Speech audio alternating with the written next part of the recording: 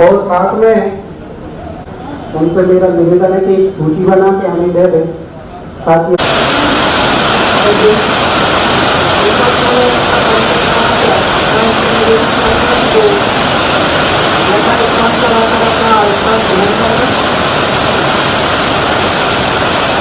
बहुत बहुत स्वागत बंदन एवं अभिनंदन करते हैं। हमारे बीच में भोपाल जिले की जिला पदाधिकारी रीना कुशवाहा जी हमारे बीच में उपस्थित हुए हैं, उनका भी बहुत बहुत स्वागत बंदन अभिनंदन करते हैं। हमारे बीच में जिला सागर से श्री गोविंद कुशवाहा जी जो कि जिला अध्यक्ष का है। गोविंद भैया जरा खड़े होना है, इधर चले गए, इधर आओ। देखिए इसी पहले तो हालत देखिए आप, और इनके साथ लोग कितने आए जरा ध्यान से सुनना। ये होता है नेतृत्व। जुगल किशोर कुशवाहा जी जिला उपाध्यक्ष, गणेश राम कुशवाहा जी जिला सचिव, राम सेवक कुशवाहा जी जिला उपाध्यक्ष, बसंत कुशवाहा जी सरपंच प्रतिनिधि ग्राम बुखारा बीना, सुमन कुशवाहा जी सरपंच करनौदा बीना, देवेंद्र कुशवाहा जी बेलई जो वहां काउंटर लगा है, देवेंद्र कुशवाहा जी वहां सहयोग कर रहे हैं पंजीयन में, और अमर सिंह कुशवाहा जी जिला संगठन मंत्री, राकेश कुशवाहा जी आगासोर, रामवती कुशवाहा जी आगासोर, दीपक कुशवाहा जी खिमलासा और वरिष्ठ समाज सेवी भागीरथ कुशवाहा जी जिला उपाध्यक्ष सागर।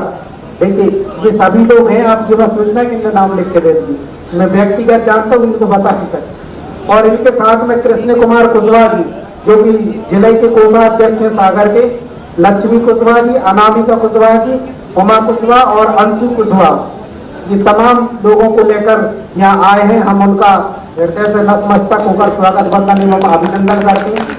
और हमारे बीच में क्रांतीय कुशवाहा समाज मध्य प्रदेश के प्रदेश कोषाध्यक्ष जिनके जो जब पूजन सामग्री जैसे दीप प्रज्वलन का कार्यक्रम होगा तो उन्हें आप उस समय देखेंगे इस मंच पर, जैसे हमारे नवल सिंह कुशवाहा जी और एक साथी और हमारे प्रदेश के कार्यालय मंत्री आवश्यक काम से वो घर निकल गए, हालांकि वो 8 बजे यहाँ आ गए थे, बाद वो थोड़ा सा काम के लिए निकल गए। अभी थोड़ा हमारे बीच में उपस्थित होंगे तो नवल सिंह और कुशवाहा जी और दौलत सिंह कुशवाहा जी की जय वीरू की जोड़ी है, और मैं उम्मीद करता हूँ कि हमेशा इसी प्रकार कायम रहे। बहुत बहुत धन्यवाद।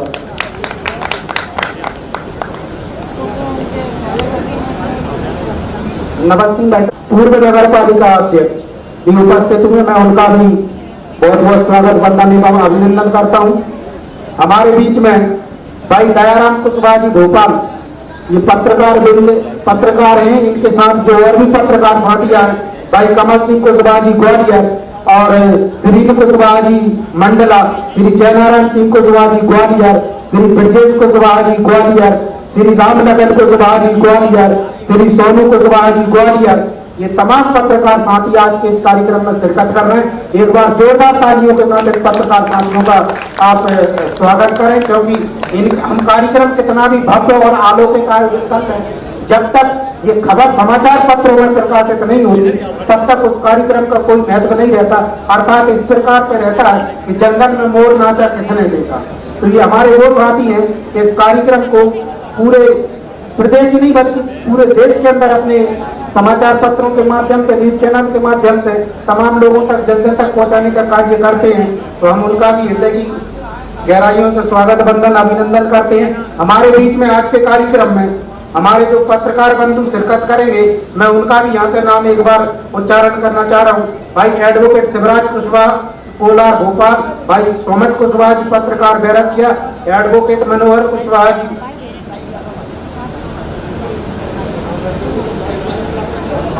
में उपस्थित होंगे, एडवोकेट मनमोहन सिंह कुशवाहा सरोज वो भी हमारे बीच में उपस्थित होंगे, एडवोकेट नीरज कुशवाहा विदिशा वो हमारे बीच में उपस्थित हो चुके हैं, प्रदेश के महामंत्री भी हैं, मेरे समकक्ष दायित्व निभा रहे हैं वो इस संगठन में।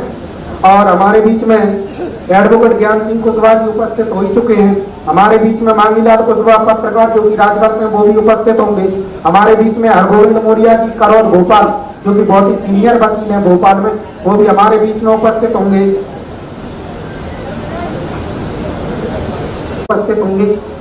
एडवोकेट सोनू कुशवाहा जी एक बार खड़े हो जाएं, ये विधिकर पोस्ट के जिला अध्यक्ष हैं भोपाल जिले के, इनके लिए भी जोरदार तालियों के साथ स्वागत करें। इनका स्वागत इसलिए करें कि भोपाल में इन्होंने जो एडवोकेटों को खोजने का काम किया है वो बहुत ही अद्भुत है।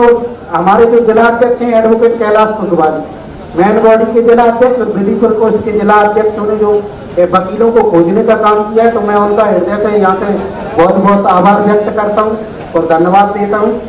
हमारे बीच में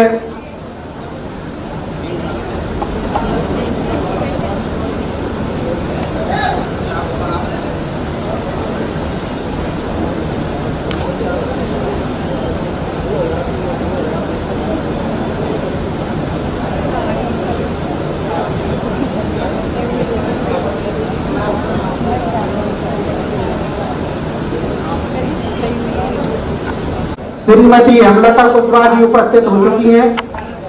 मैं उनका भी बहुत बहुत स्वागत वंदन एवं अभिनंदन करता हूं। और हमारे बीच में खड़ा होऊंगा, जिसकी भी घरवाली नहीं देखेगी वो निकट से ही बाहर कर दूंगा, कार्यक्रम में नहीं जाने दूंगा। तो ये सब हम सबको उन्होंने दुविधा में डाल दिया। दुविधा में इसलिए डाल दिया कि वो तो साथ में दादी को लेके आए और दादी वो बैठी है, तो ये थोड़ा सा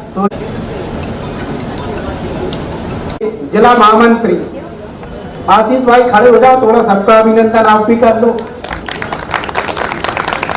ये जिले के जिले महामंत्री हैं हमारे भाई आशीष कुशवाहा जी।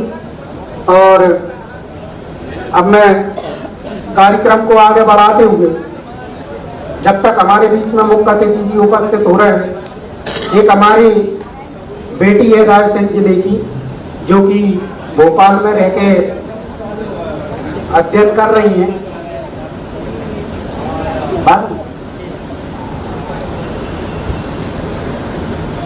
चलिए थोड़ा सा मैं यहाँ पे हमारे बीच में भगवत भैया के सुपुत्र अनिल कुशवाहा जी उपस्थित है। मैं उनसे निवेदन करूंगा कि वो कुछ अपनी प्रस्तुति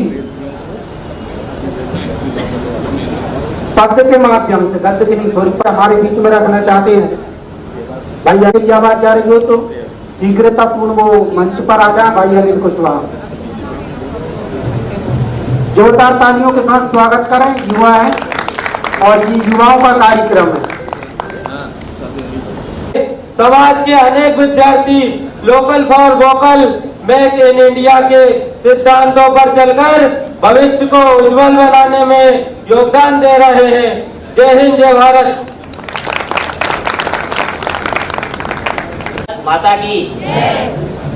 चूंकि हम सब इस बात से भली भांति परिचित हैं कि आज जो भी कार्यक्रम है वो शिक्षा संबंधित प्रतिभा सम्मान समारोह का है, जिसमें बहुत सारे प्रतिभागी भाग लेंगे और उन्हें सम्मान भी किया जाएगा।